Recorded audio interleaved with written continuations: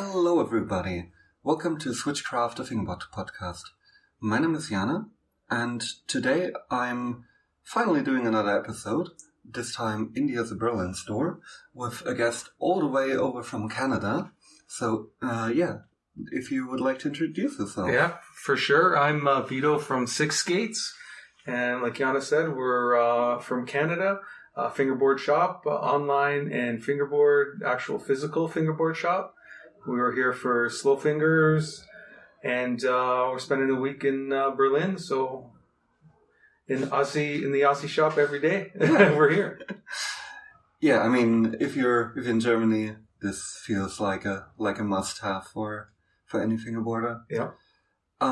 So how did you get into fingerboarding in the first place? So the story goes back quite a long time. It does for a lot of us. Yeah, a lot of us. So it's been, I'm a skater boy from the 80s.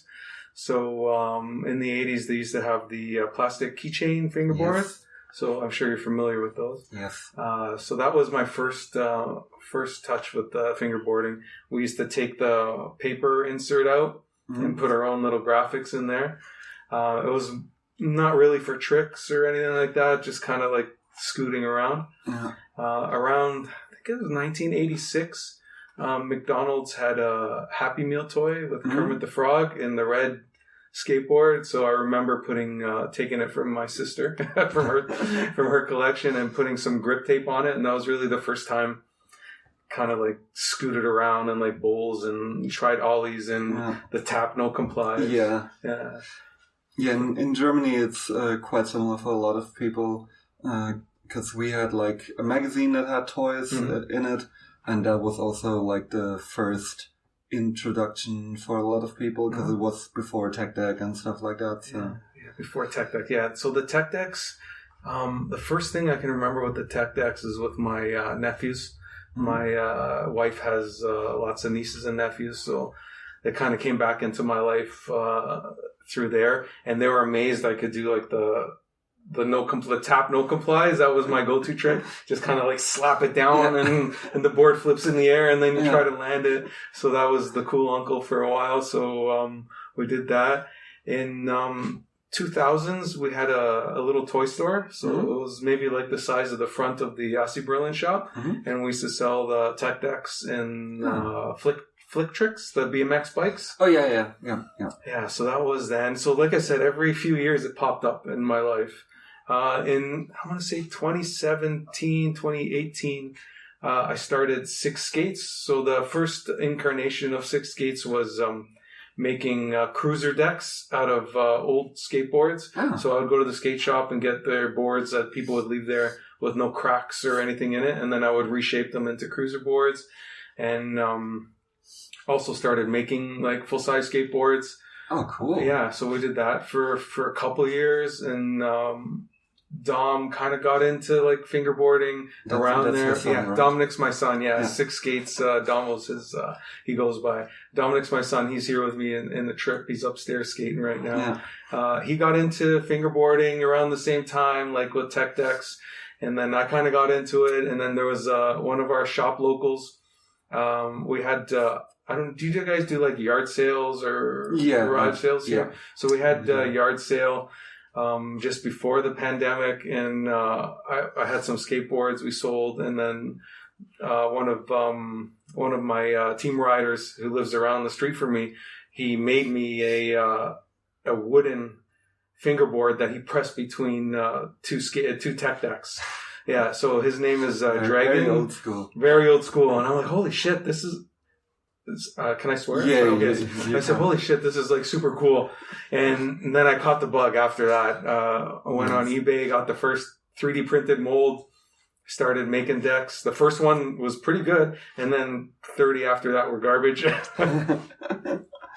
And it just progressed. I bought a 3D printer, started making molds. And then cool. Went to the... So like a PLA one? Yeah, the PLA. Yeah. The PLA one, yeah. Cool. So... Yeah, it's just a progression from there, Yeah, a lot of people are starting to do fingerboard stuff with various print styles and stuff. And I've been meaning to do some with my printer for fingerboarding, but so far I haven't. It's easy to get into. You can get like download the files from like websites, and then there's like easy programs, web-based design programs, so you don't need to be a CAD expert. Yeah. And you can alter the files that you download or kind of see what they look like and make them from scratch. So that's what we kind of did. Yeah, that's quite cool. So when did 6Skates focus more on fingerboarding and went away from... I would say like very late 2018 going into early 2019. Yeah, so we started making decks, and then I reached out to Black River for distributorship, and we partnered with them. And cool. Yeah, and it just, after we did that, it just grew. We did the online shop, and so it was just the learning and how to do online shops and stuff. So it was crazy, and then it kind of just all clicked. One it was a 5-year overnight success, they say. It kind of clicked one couple months, and then we just didn't look back. We just kept going. That's cool. And when did you first get the idea to actually like do a physical location, or was that something you did from the beginning? It wasn't something we did from the beginning, but it was something I had on my mind, seeing what Timo's done here and a couple of shops throughout the world, and there's just nothing like it for building the community in the area you're from, right? Yeah, like I think the Berlin fingerboard scene is as like large and widespread because of the shop. Because like we did an event earlier this year that was like a game skate contest, and the initial idea was to fill up the whole field of 32 riders just from Berlin, and we didn't quite manage it, but I think we had like, I don't know, like 25 just from Berlin. That's crazy. And a couple people didn't come and stuff like that. So that's and obviously some were involved in like organizing and stuff. So we also didn't participate. So I think there's so many people in Berlin who like had a fingerboard at some point, came to the shop for a while, had someone gift them one. Like it happened a bunch of times that we do like some outdoor fingerboarding, and someone is like, "Oh, I still have a Berlin wood at home," and not even like a tech deck or something like that, but they have like proper decks, or say like, "Oh, I still have a couple of Black River Rams," and so I think that's only the case because of the physical location. Yeah, for sure. Especially in this area where it's a lot of like, it's like one of the cooler areas of Berlin with a lot of like walk-on customers, pretty much any shop around here. And it's also like a party location, and tourists just happen to be around in this area a lot.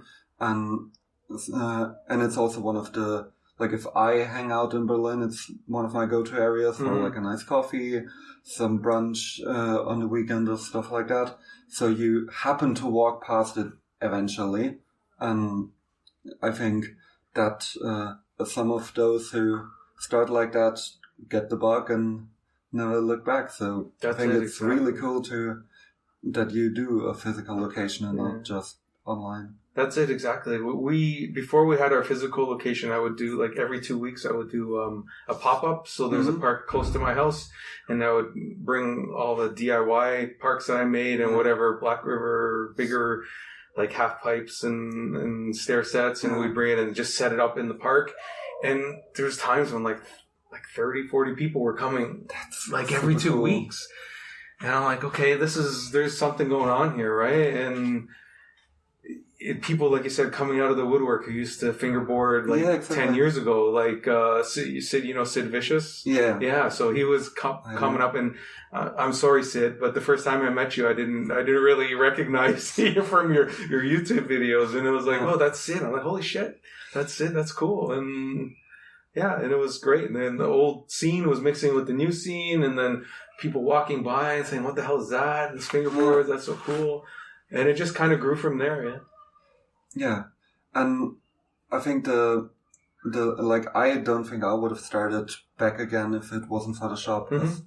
It's like fingerboarding at home alone is cool, and it's what the majority of us do for the majority of time. But then actually like going to an event, or like especially something like we just were the SlowFingers event, with like tons of parks. I mean, that one is pretty much only matched by what you have in the States at Mike's. Yeah. That's a unicorn, they call it. So many parks in one spot, yeah. Yeah, so I think those two those two events / locations are the only ones that are like equivalent to each other. But even at an event like that, it still feels, or I can only talk about the German ones, but it still feels like a tight community, even if you don't know the people. Mm-hmm. So how's the community in Canada? Do people travel from other cities, or? We have, so the geographical area we're from, are you okay with that? Yeah. Anyway, the geographical area we're from, there's a huge population. So in Toronto proper, there's about just under 3 million people, but in the whole area, the population is like 6 million people. So we get a lot of our locals are in Toronto, and then we draw from that area like half hour, 45-minute, even some people like 2-hour drive that come on a regular basis. On a regular? Yeah, like once a week or once every 2 weeks. That's crazy. Yeah. We're so accustomed to not driving long distances in Germany. Yeah. Like, me driving for 2 hours is like maybe every 2 months sort of thing, and not like a regular thing I would do. Unfortunately, North America was designed with the car first. Yeah. So there's people that drive 2 hours back and 2 hours to work and 2 hours back from work every day. It's not unusual. So driving is not it's not a big deal for us there. But yeah, there's people that come from that distance, and then we have lots of tourists too. We've had like Australia, we've had England, a few from the United States. So it's when someone comes into the shop and I've never seen them before, the first thing is, oh, hey, where are you coming from, right? Because I know they're maybe not from Toronto, and it starts the conversation. Yeah, I also pretty much every time I think here it's even easier, because if someone speaks English, you're like, probably not from around here. I mean, it can be, because Berlin is quite an international city. Mm-hmm. But in the majority of cases, they're just like visiting for a bit. And like I said, it always starts the conversation. Yeah. You can tell by the way they're dressed too, right? With white shoes and white socks, right? So it's fun. It's fun to have people from all over the world coming into the shop. And Do you think you've, let me backtrack in my head. Have you like took over things that you saw places like ASI Berlin and other shops do? Like, did you try to do a couple of things that they do that work, or did you? Were you influenced by other locations that do similar things? 100%. We were with the model that Timo has here, where everybody is welcome. You don't have to pay any money to come in and use the park. If you want to buy something, you can buy something, but there's no pressure. Like, you can come in with your tech deck you bought from Walmart and use our parks. We don't care. We're just there to give a place to hang out, to spread the community vibe and the fun. Yeah, so that's something that's our main focus, our main motto is that. Yeah. And is there something now that you've been here once before? Yeah, right? This is our second time. Yeah. So is there something you take back with you this time, like from visiting Schwarzenbach and here? Like, is there something you're like, oh, we need to do something like this, or is it just the spot of the day? That's our main goal. Even Dominic said when we were upstairs, we got to figure this out, because that's a fun spot to do. Yeah, because I really like that there's just cabinets with stuff, and they're usually not for like everyone to pull out, because especially those are mostly concrete obstacles, and little kids sometimes don't handle them too well. But if there's someone like us or someone from the scene, they're welcome to just build a spot, and that always is fun to see something new, because I think at this point you can tell whenever I build something here, or whenever Pascal builds something here, or Nolly, or some of us, because we've built stuff here so many times. It's like Pascal did one. Jana was here. That's a Jana special there. Yeah, you get your own style, right? Yeah, and it also becomes a bit boring because it's like the same people doing like the same stuff. Mm-hmm. So I really like having tons of options and encouraging people to build stuff. Mm-hmm. Yeah, so that's I think that's what we're going to work on when we go back. Like we've accumulated stuff, and it just happens. People bring us stuff, like awesome stuff, and like I just we got to figure out a better way to showcase it and put it in the rotations of it. So that's something we got to work on for sure. Yeah. Have you visited other shops or physical locations besides ASI before? Yeah, we've gone to Rendezvous a couple times, so that's always an awesome place to go. Yeah. And Still on my bucket list. It's an inspiration when you go there and see what Mike has done and all the parks and all the people that come out.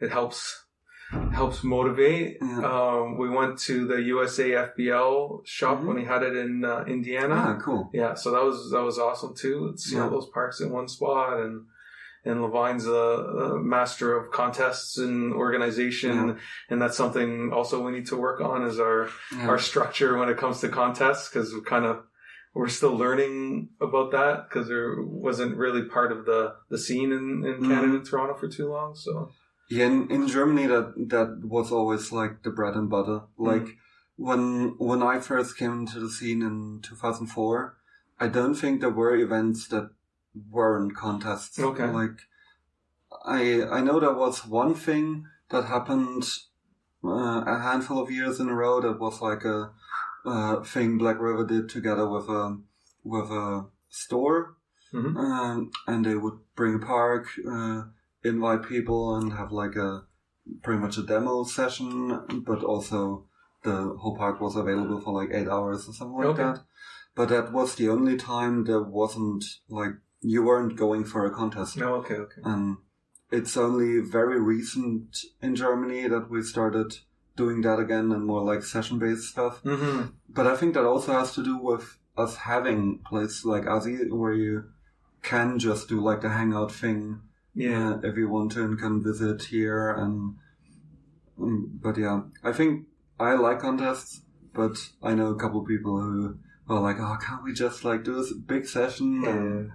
So I'm more on the session side, but we played a game of skate last night, so you know why I'm more on the. I also mostly organize contests.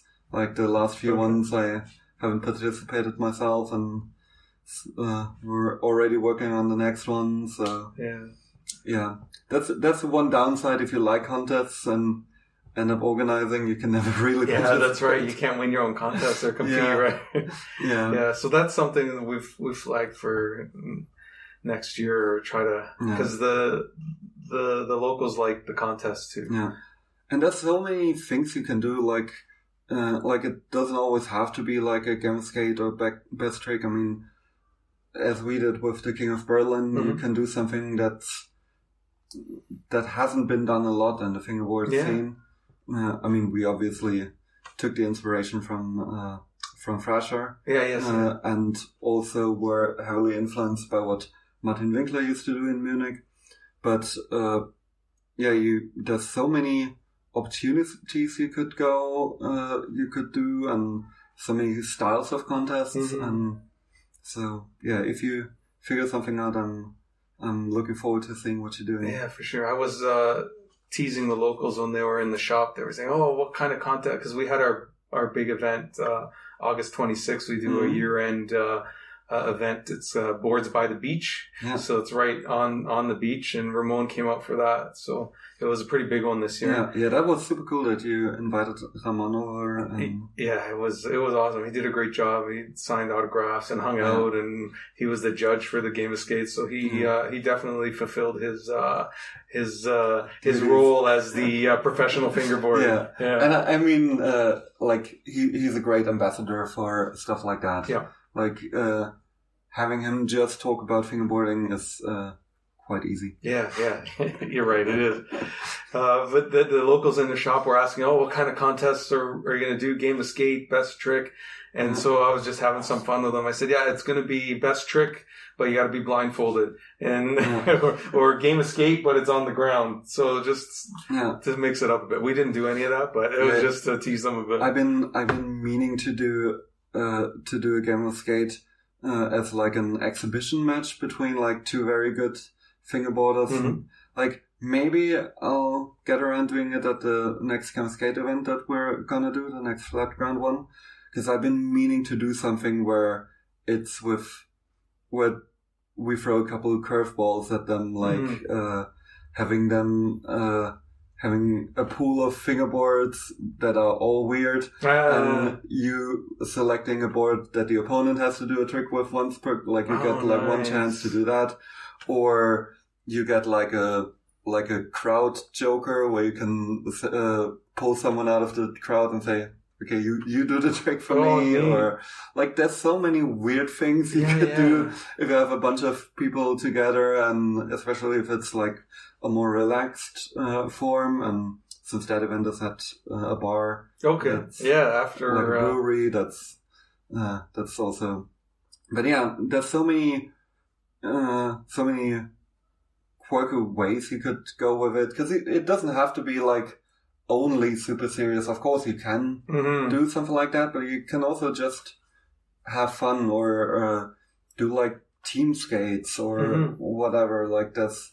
Because I always feel like it's a bit daunting if you only just started or started like 1-2 years ago, and then someone like Ramon shows up, or even someone like me who's not at the level of Ramon, but has been doing it for a couple of years, and we get that quite a lot here at the shops, that people ask to play skate, and you're always like, okay, I don't know how to approach this. Of course I could do like 4 nollie heel variations in a row and that's it, but that's not fun for anybody. That's not fun. Yeah, that's not fun. So it's much more fun to figure out stuff that you're both capable of, and doing stuff in that realm that's hard. It's much more fun than just play to win. That's true, especially in an environment like this, right? Yeah. You're here for fun. You're not here to compete and beat somebody down in a game of spades just because you can, right? Yeah, and you also want them to come back. So yeah, that's right. Don't want to demoralize them. You don't want to hang their head in shame when they walk into the shop. Yeah. What kind of parks do you currently have at your location? So we have a G13 that we got in January. And it's seen like the most action that I think any G13 has seen in 6 months time. Is that the newer one with the 2 stair sets? Yeah. It's one stair set, and then it's got the 2 quarters on the the side. Yeah. So we've got that. We've got a bunch of the half pipes. We've got the Big Mama and the Big Mini or that one there. We've got a bunch of stair sets. There's a local artist, fingerboarder, made me a couple of bowls and a replica of a Toronto skate spot. Nice. Yeah, I'll show you some pics later. It's pretty sick. Yeah, definitely. Yeah, so that's what we have in the shop. The shop is small, so we have 6 areas to skate. So it's kind of tight and compact, but So it's but I mean, it doesn't always have to be like a super large area. And I mean, even here, it's still sometimes cramped because fingerboard parks just take up a whole lot of space. Yes, they do. And you still need some space in between. Some buffer ass space, right? Yeah. Between. Yeah, there's like currently 2 parks where someone is riding on the one, there's like a zone, and the other way you just can't. Yeah, it's fun. So when it's busy, it's up close and personal, but that's when you get the best vibes, right? Yeah. I mean, we've had so many sessions here where we just stayed like after the shop was closed, and had like even people that we only met that day. Like there's been one time where two guys showed up that where you could tell they obviously been doing it for a while, and once people come, it's always like, you're one of us. Yeah, like, you're part of the crew. Yeah, like instantly, right? Yeah, like doesn't matter if we know each other before, we do now. And those two became like people we hung out with at the SlowFingers Nice. For the majority. Pascal and I, like he's now on their team.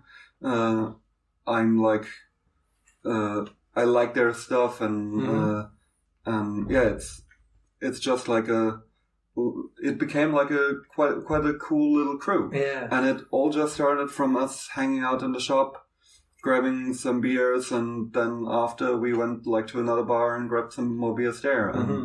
And that's like such an easy way to get to know people, because especially in fingerboarding, you sometimes have people that aren't too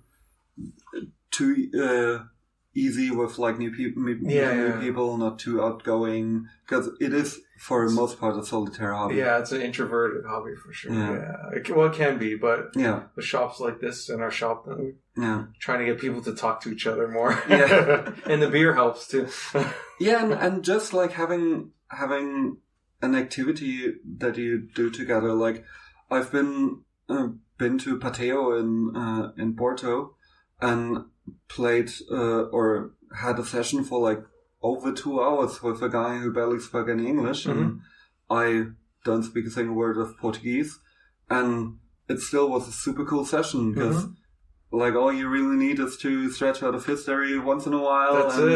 And say, yeah, nice, and even if you don't speak the language, you can understand what they mean. That's right. The clickety clack of the fingerboard is a universal language, right? Yeah. And it's so easy to have something where I'll just go there, and after a while I'll probably know a few people. Yeah. Do you have people that would you say like became like friends with other locals, like that are now like hanging out together all the time? Yeah, 100%. They're like, so when I was doing just the online shop, I would meet people like at the local transit stations to give them their orders and stuff like that. And like we're all like a group of friends now. Like they come to the shop almost like every day. Some of them, like our buddy Robert or Bobby Reds is his ID. He's like the mayor of 6Skates. He's there whenever he's not working, and we have a team now. So it's cool. Yeah. So it's pretty awesome. We're all like a tight knit group. That's so cool. You'll find like the same people coming on certain days. Like there's a Saturday group, there's a Friday group, there's people that come every day. Yeah, we have that here as well. Yeah. Because a bunch of the locals are like, I don't want to come on the weekends because it's always too busy. I usually like coming on Saturdays because, I like meeting people from all over, and that's usually a good time. And you meet. So, like, do you have it as well that you meet people, like, from really all over? Because here, since Europe is, like, relatively small, we have people from so many countries coming.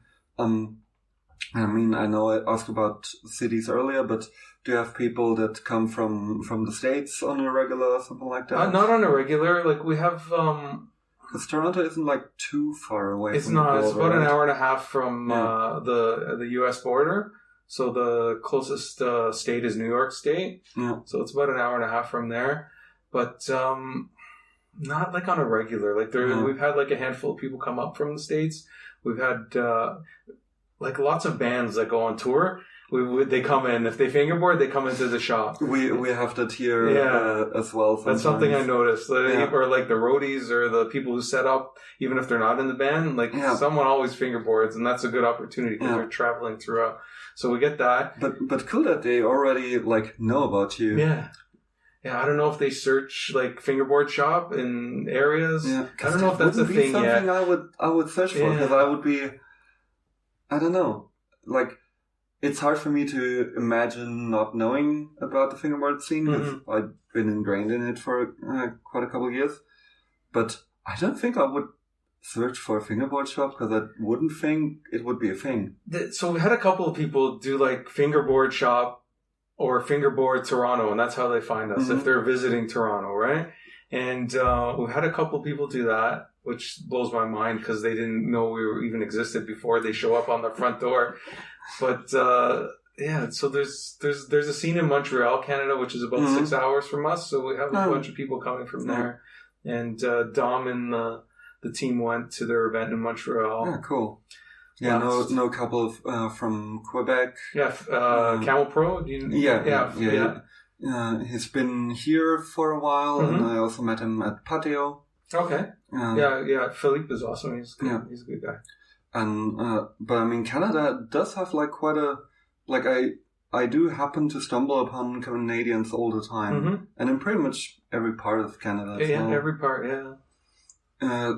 Have other people like approached you about doing a spot in their like a shop in their own town or something like that? That's everybody was, you should come do this in this town or do this in that town. And I'm like, yeah, it's a great idea. Well, you should try doing it. Yeah, that's always what I tell people when they say, there's no contests here and like no events. It's like, well, like you got to do it.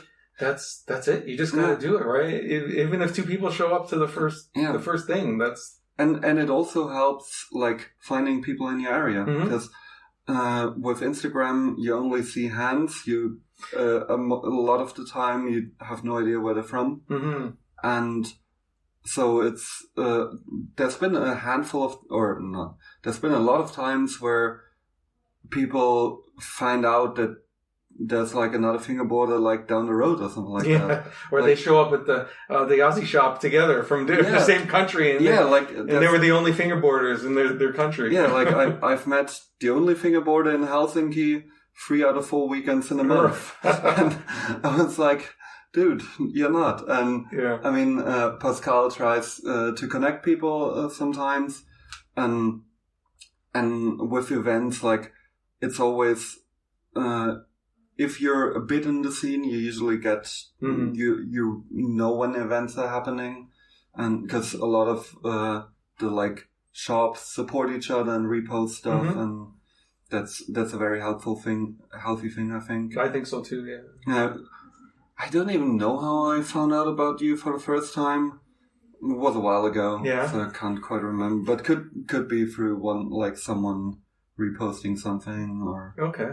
Yeah. No, I remember. I've been listening to your podcast for a while, so that's how I found out about you, is through the podcast. Just doing a search for a fingerboard podcast, and I'm like, "What's that witch's hat with the red background? Let's click on it and see what we got." And it was interesting. Yeah. So because for a while there wasn't any, which is why I started it. But now there's quite a few. It's quite cool because we all seem to focus on different people. Yeah, no, it's definitely a great podcast. I enjoy it. So thank you. Yeah. What do you currently ride? What's your go-to setup or your components that you enjoy? My go-to setup is my own decks. I'm used to those now. How wide do you usually ride them? 34.5-ish. So around there, I try to get it as consistent as possible. So so 34.5. It's a medium kicks, lower tail, slightly shorter tail, and right now, what am I rocking? Dynamics, 34 Dynamics, and some mixed up Joy Cult wheels. But I also started trying to make wheels, so I rock those sometimes too. Nice. But that is a very frustrating endeavor. Yeah, a very good friend of mine makes wheels himself, and there's a reason why he doesn't output a lot of them, because it's just hard to get it to consistency that, at least for him, it's like he's a bit of a perfectionist, and so he only puts stuff out when he's like really, really enjoying it, and that can sometimes take a while. Yeah. So I'm looking forward to see what you're doing with wheels. For sure. Yeah, I've got a set upstairs. You can try it on the board. Yeah, well. And do you try to focus on like Canadian brands that you carry, or do you pretty much carry whatever you can get your hands on?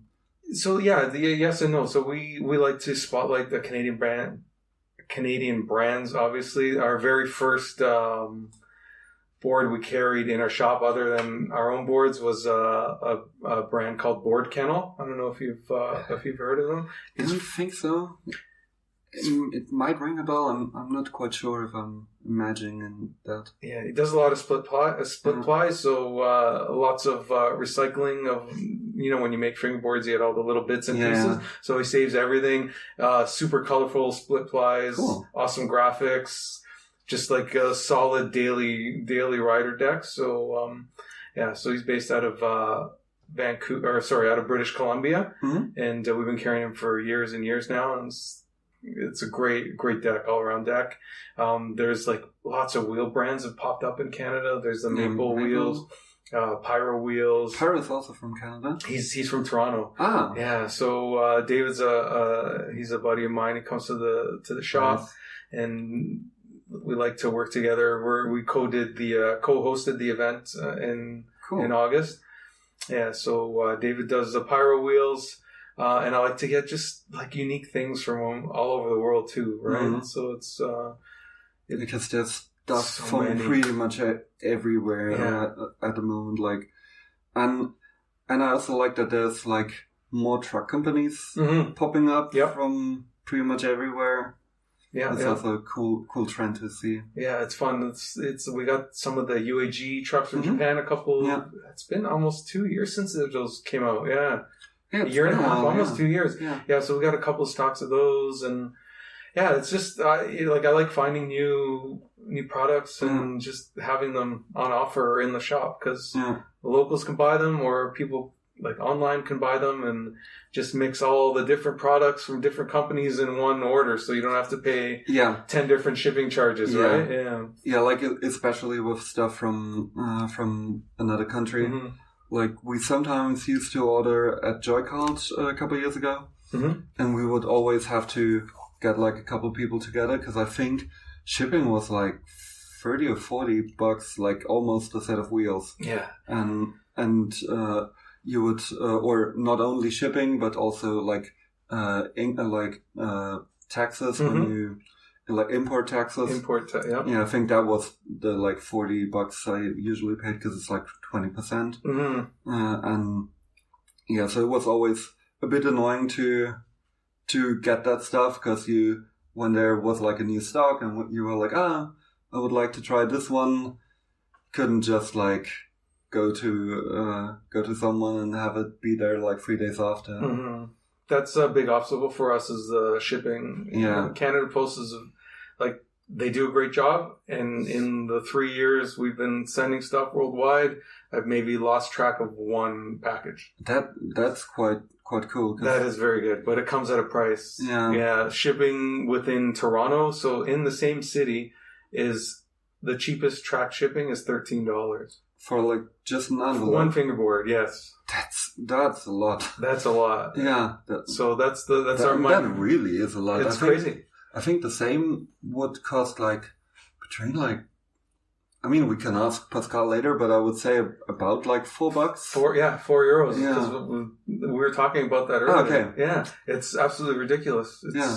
It's if I want to send something from Toronto to like a remote, like Northern Ontario or even like Newfoundland, which is on the coast, or British Columbia, a single deck or even a pack of grip tape is like $25 to ship it. That's insane. Yeah.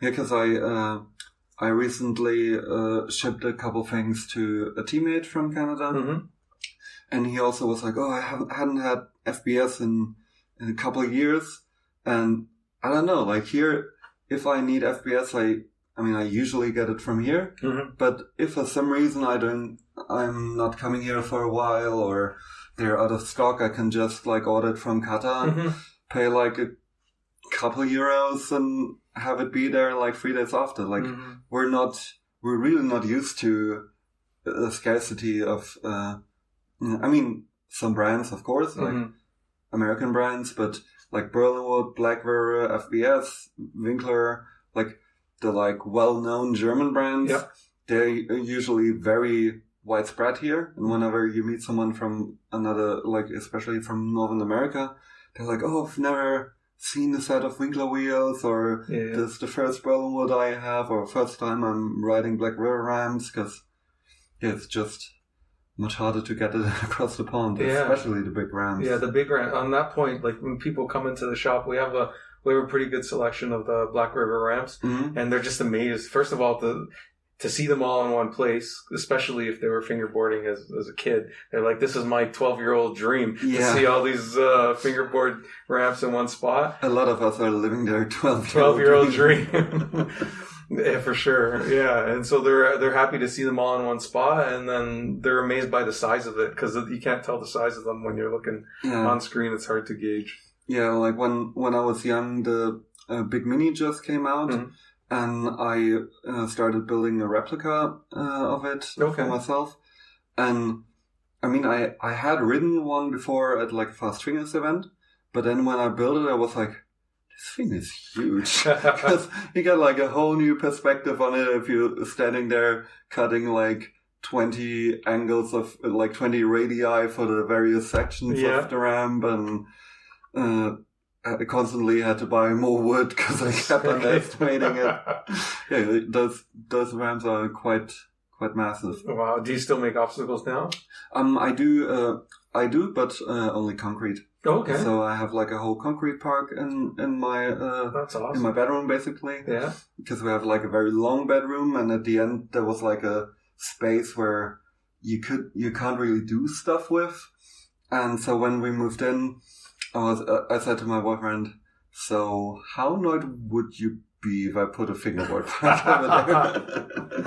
And yeah, he let me do it. Oh, good. I put it on wheels so I can push it to the side if I'm not using it at the moment.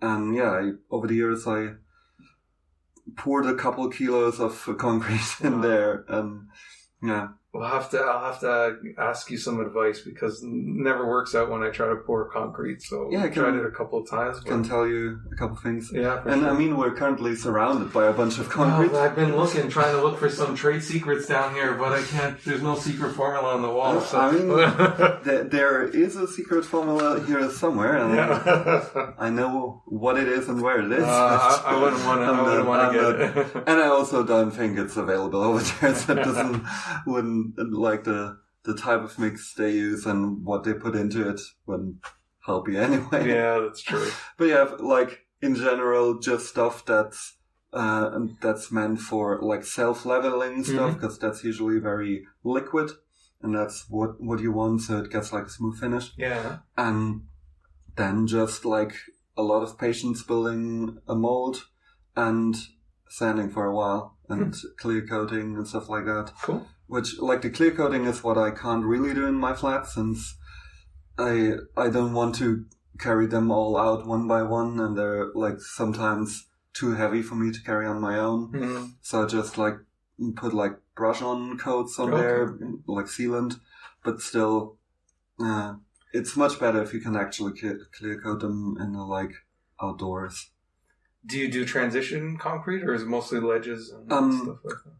I mean, I'm not a transition rider anyway. Okay. So I built like 1/4, and everything else is basically stair sets, ledges, and rails. Oh, nice. Because that's what I'm into. Yeah. And even banks I don't do a lot, because they're a bit more complicated with like insetting like metal plates to have like a clean. But yeah, you can do so many things, and you can build a mold out of everything. Like there's so many materials you can use, and depending on what you use, you get different results. Like, have you seen the pop park that we have up there? Yeah, that one is also like poured in 3 different sections, made of 1 mold each, and so that's super smooth. Yeah, because it was a very smooth material that like a silicone or something like that. Tom from Pop Decks used to make the mold in itself. So yeah, you seem to do a lot of like wheels, decks, your own molds. Now thinking about concrete. I like to keep just something new, learning. Yeah, I'm also like a maker at heart. Exactly. So it doesn't matter what I make, like just building stuff for various hobbies. Yeah. Yeah, we're lucky in Toronto. There's like any resource you need for any hobby you want to do, you can find it there. Pretty much the same in Berlin. It's here too. And I mean, it seemed to be like a similar amount of people because we have like 3.6 million in the city. I don't think there's like as much like around Berlin as you said in Toronto, but yeah, that's still in the city you can find everything. And that's if it's there and you want to try it, then there's nothing holding you back. So try it.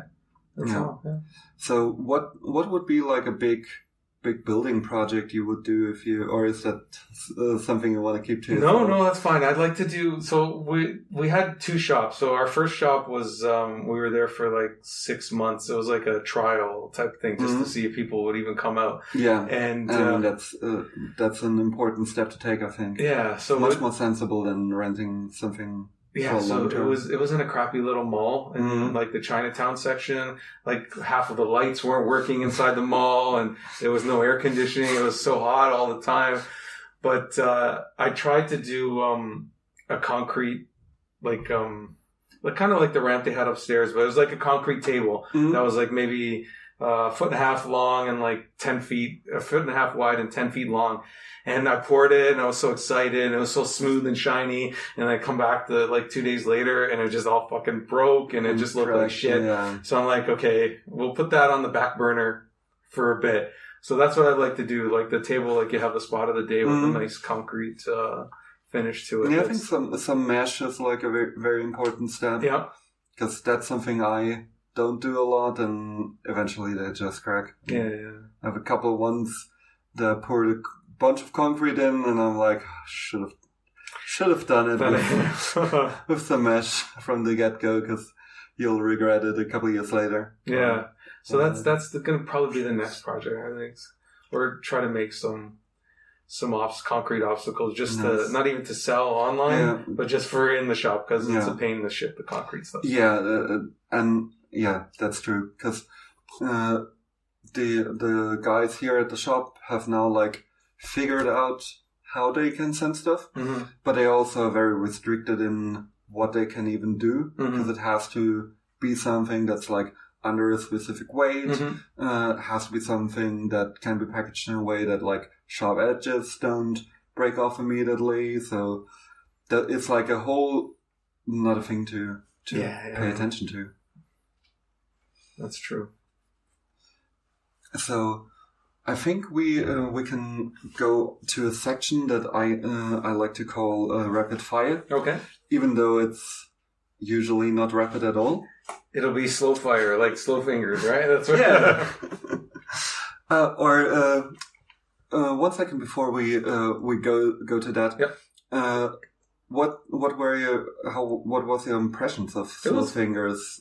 Did you like that it wasn't a contest or? I liked it, yeah. It was nice. Just hanging out and geeking out over all the parts that we've never seen or only seen on videos or pictures before. Yeah, so I really enjoyed it. Yeah.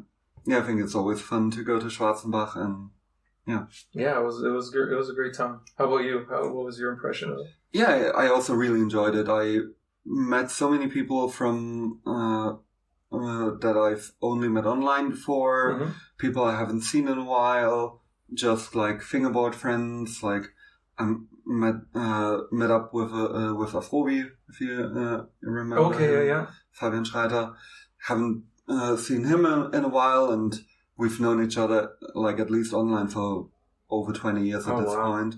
So it's always fun to see those kinds of people at events because everyone crawls out of the woodwork for those for the big ones, right? Yeah, and it's also cool to have like international people there. We had Flip from Philadelphia there. We had you over from the States.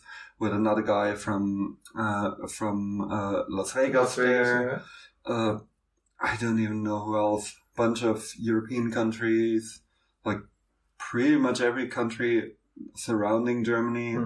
Yeah, it was a great time. Definitely gonna come back. Yeah, I'm gonna look forward to SlowFingers again. Next year. Yeah, try to do it again next year. So I'm gonna try to come back for sure. That would be cool. Yeah, and. I mean, maybe I'll come by. You're welcome to come to our Boards by the Beach number 4, end of August next year. Yeah, if you and Pascal want to come, we can definitely make that happen. It'll be a great time. The city is not as lively as Berlin is. Maybe you guys might be bored after hours, but you definitely find a spot for sure. What do you like? What's usually your opening hours? Like, do you? Yeah, we're open Wednesday to Friday from 3 to 7, and Saturday, Sunday, noon to 7. Oh, yeah. So my son Dominic works there most of the time. Cool. I have, other than 6Skates, I have a full-time job that we do. So yeah, I think that's something a lot of people underestimate. That it just is like nothing you can like really get rid of. Like there's been people in the scene that have managed to, but it's like getting into crypto now. Yeah. Yeah. So if the plan is eventually, maybe next year, if my boss isn't listening, to quit my job and do it full time, because that would be cool if you. There's lots of stuff that managed to do that. Yeah, there's lots of stuff that we have like plans for, or that we can't get to because there's no between shipping orders and running the shop and social media. There's no chance to do it. Yeah. How long has it been since you opened the first location now? So we've been, I want to say it was a year in July that we were open altogether. Okay. A year. So like a few months at the old place, and then as of January 1st, we open at the new location, which is like a 10-minute walk from our house. So it's perfect. Cool. Yeah, and it's like I'm not going to say it's a tourist area, but it's there's lots of foot traffic on the street, so lots of people walk by and look in the window shop with their hands up against the mirror, saying, "What the hell are you guys doing in there?" Yeah, we get that here every day. Yeah, we do too. So it's yeah. So now we're actually gonna go into the rapid fire. All right, let's go. What's your favorite wheels? My favorite wheels are pyro wheels right now. And what kind? Do they have specific different shapes? I like the pyro bowl wheels right now. Yeah, I like the larger diameter because it gives me more pop. It's a cheater. I like wheels of pretty much all sizes for different reasons and different things. So the minis don't work for me on any size. I used to ride minis for a while, but now I can't. Yeah. So I get that. What's your favorite deck and shape? Favorite deck? I don't know if it sounds weird that my favorite deck is the ones I make because I'm so used to them. Yeah, but like I'm pretty much convinced by if you make something yourself, you should make it the way you like it. Because if you make something and you're not pumped by it or you don't think it's great, there's not really a reason to make it. Yeah. I mean, there's always you having fun doing it, but so. I think saying you like your own stuff the most is totally reasonable since you do it yourself and you informed it by your own decisions. Yeah. So that's it. So the wheels the decks I make or the ones I ride, we don't sell very many of them because it takes so much effort to make them. So I'll get motivated sometimes and make 10 or 15 in a month and then not make one for 2 months or 3 months. So I mean that happens to a lot of deck makers. I mean, there's a reason why people in the States are having a hard time getting their hands on Preet because it's not his job and he does it for fun and can sometimes be years since between stocks to get around. So, what's your favorite trick on flat? A trick on flat? I'm a simple trick guy, so I like ollies and kickflips. That's what. And I'm just starting to get the kickflips down consistently, so it's always satisfying when you get a nice slow one for me, where it doesn't flip too much or too fast. Or kickflips, I'm still not great at. It's just not my trick. I'm not great at it either, but every now and then I'll hit a nice one. So nice. And what's your favorite trick on obstacle?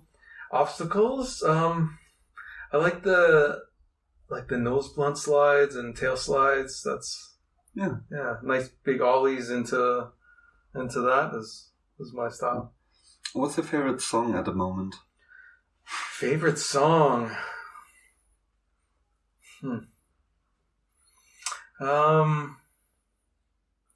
when Ramon was in town, we played a couple of his recommendations, and he got me on like German rap or not German rap, no, like Tool.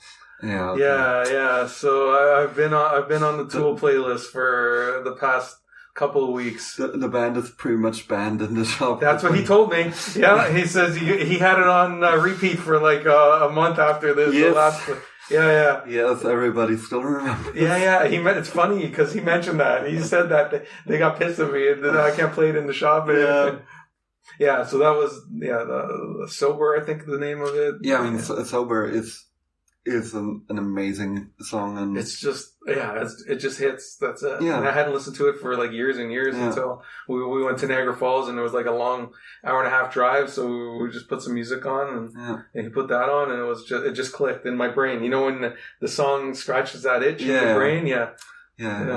Got that a lot. Like every time I discover like a new band, sometimes it's like my genre, but doesn't like click, and sometimes it's like I just put it on repeat the whole time because there's something about it, and hard to tell sometimes what it is or why it is. It's like either the melody or the way the song is mixed, or like another banger I've been listening to lately is Fleetwood Mac. I think it's called The Chain or something like that. Never been a whole lot into Fleetwood Mac, but of course I know about that. Yeah, just the intro to the song is like amazing. It's just the harmonies with the voice and everything. It just clicks, and you can listen to it over and over. And I mean, those kind of songs are also great for fingerboard edits. Mm-hmm. And I'm always like on the lookout for stuff I want to like do a video for, and I'm trying to film some maybe next week. Nice. Because there's another song, but yeah. Cool. So, do you prefer outdoor or indoor fingerboarding? Indoor. There's not too many outdoor spots where we are. It's always outdoor. Well, there's not a big outdoor skate culture where we are. As well, in my brain, that's what I meant to say. Yeah. There's spots everywhere you look, obviously, but the outdoor skate culture is not really a thing in Toronto, at least. Yeah. And fingerboarding as well, or did you mean? I meant fingerboarding. Okay. Yeah, I meant fingerboarding. Yeah. Because I mean, since like after doing Camp Berlin twice, like there's so many spots in pretty much every city, but it's sometimes hard to find them because after a while there's no rhyme or reason to it anymore, and you just have to like brute force it, and eventually you get lucky and find an amazing one. And I saw Ramon filmed one. Yeah, that was awesome. So, for instance, my son and I came upon that spot about 2 years ago. Yeah, and we're like, oh, that's so cool. Look at all the transitions. We went out there and we did it for like 10 or 15 minutes. And like, all right, we can't really do anything here, right? And then he shows up and pow, pow, pow. And 5 million views later, he's got like the hottest clip on the internet right now on Instagram. Yeah. And I really like your behind the scenes. Yeah. Because I mean, I watched Ramon film Ramon Days for quite some time, and so I know what it looks like. But it's always so different if you see it like from his angle that he films, and just from the back, it's just like a dude standing there throwing something. Yeah, yeah, that's awesome. Concrete, wood, or granite? I like concrete, and then granite, and then wood. Yeah. But they're all very close, but concrete, there's just something about the solid feeling. Yeah. Or hardly makes any noise when you go down on you slam the ollie on it. It doesn't move as easy. That's always like my biggest downside on wood ramps, that if they're not like screwed down or like implemented in park, it's very annoying sometimes, especially for quarters and kickers and stuff like that. For sure. And the hollow sound sometimes when you get that. Yeah, like that was also the reason why I built something out of concrete, because it just like dampens everything down, so don't have like the big resonance. Nollie, switch, regular, or fakie? So I can't nollie.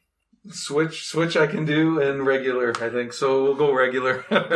That's weird, because I heard and seen a bunch of people like getting nollie done way before Switch. Yeah, that's not me.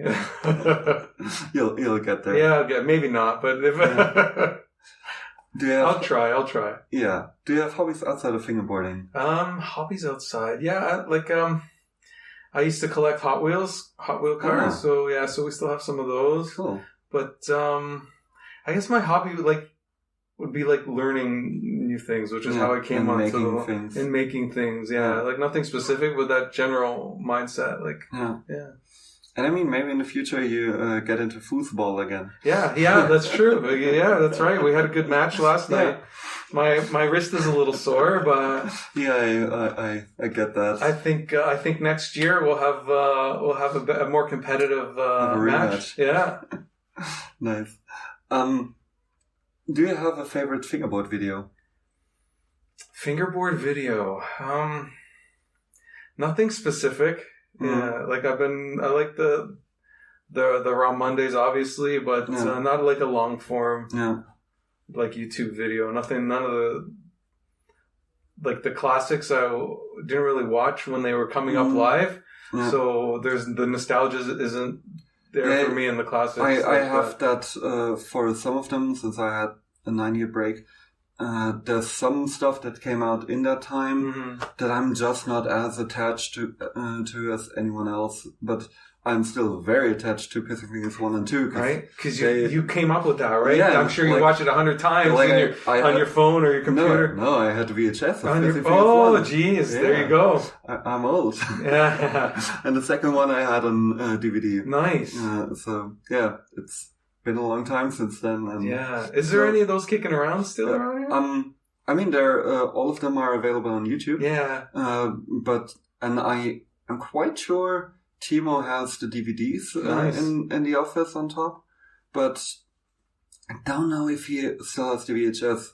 I certainly don't have mine because it got thrown out ages ago with like the whole VHS stuff that was lying around when my dad renovated our old house. Cause that's a classic story, right? Yeah. All the kids stuff. Oh, they're never going to want that again, and just throw it in the trunk. Yeah, and I'm still waiting for the day he finds a small box with a bunch of fingerboards. Oh, so fingers crossed. Yeah, but I've been saying that for like 6 years now. So we'll see if it ever shows up again or if it did get thrown out.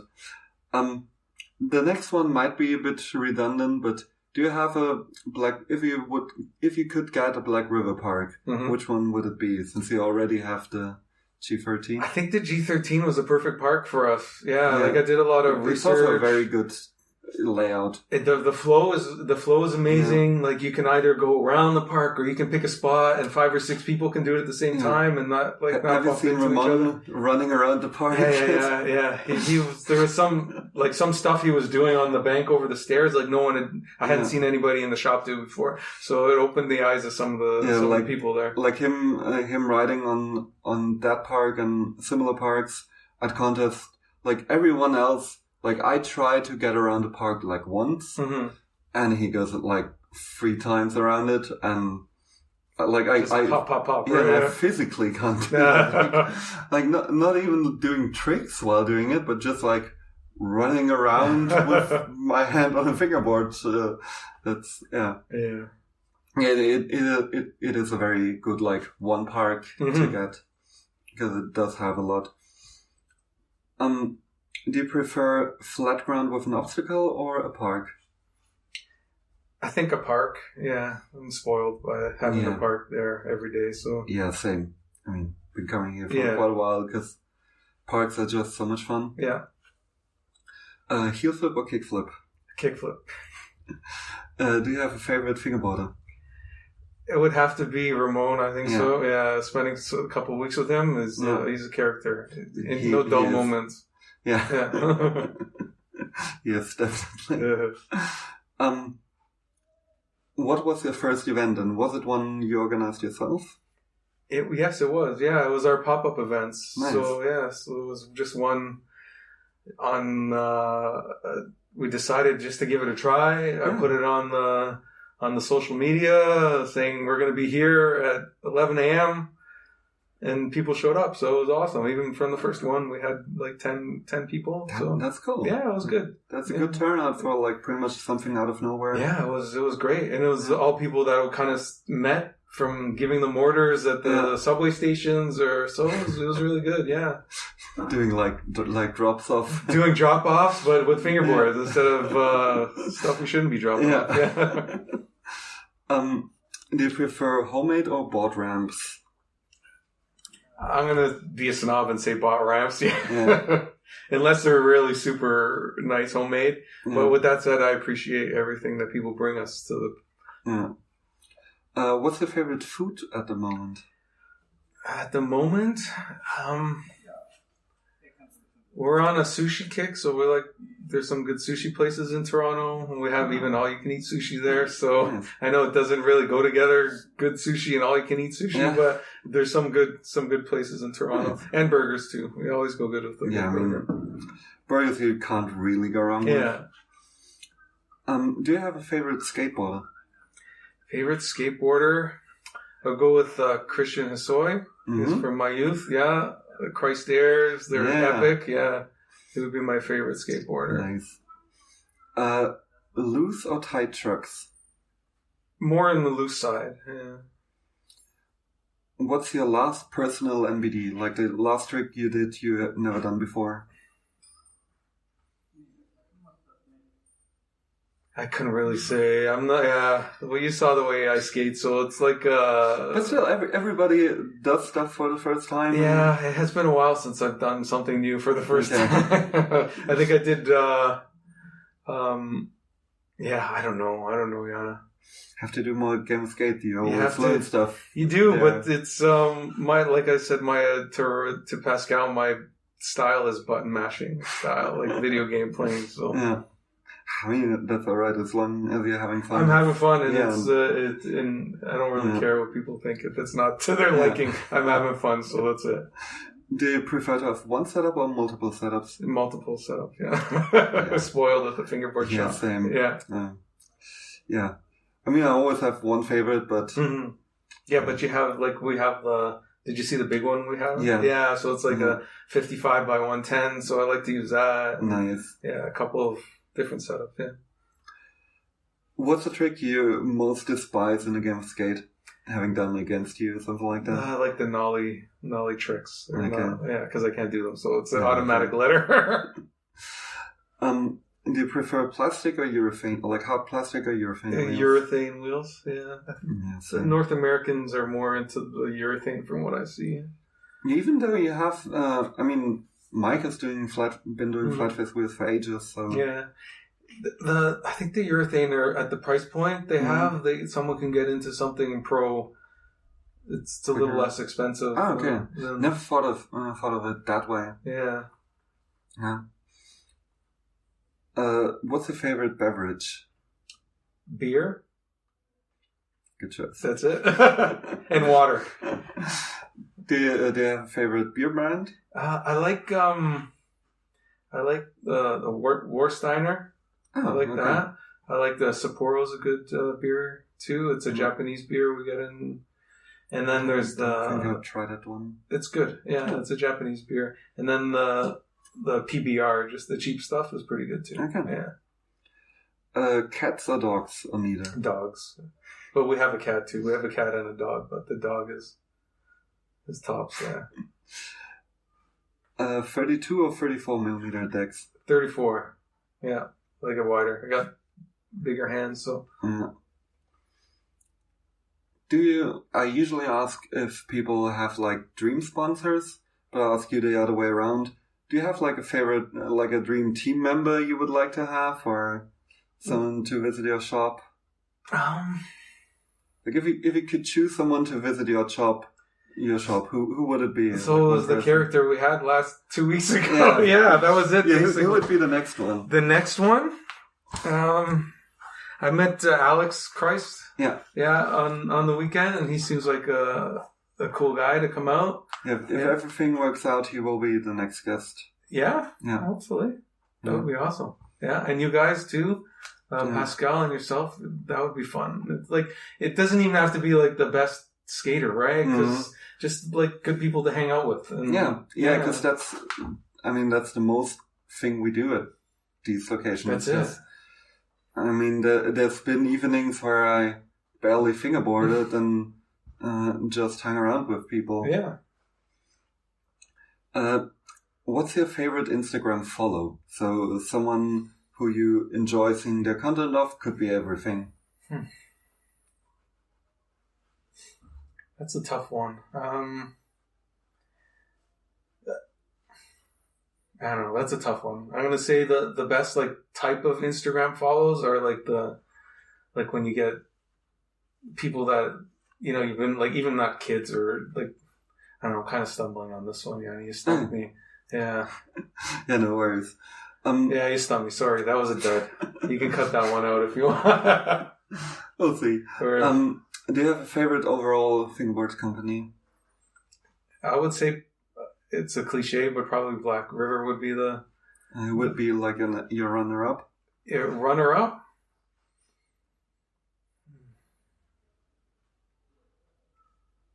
Deck makers, there's someone local to our province, Double Joint. I don't know if you've heard of them. Yeah, I do. He's he makes awesome decks, and the graphics are super cool, and the finish is awesome. But like he even does like wheel releases, and like he doesn't do a lot of wheels. But I've got a set of his, and they're like super precise and awesome. And it's like he's just like the capabilities, or you can tell that there's a lot of talent behind what he does. Yeah. Yeah. So this is pretty much the end of the episode. Okay. Is there something you want to shout out? Something you want to mention? Oh, I want to shout out my son Dominic for being on the journey with me. My wife Tara and daughter Victoria, they're at the shop right now working while we're having fun here. So thank you so much for allowing us to do this. And just the locals in Toronto, if it wasn't for them, we wouldn't be here. So yeah. And if you're in Toronto, come check us out. 1936 Danforth Avenue in Toronto. Cool. Yeah.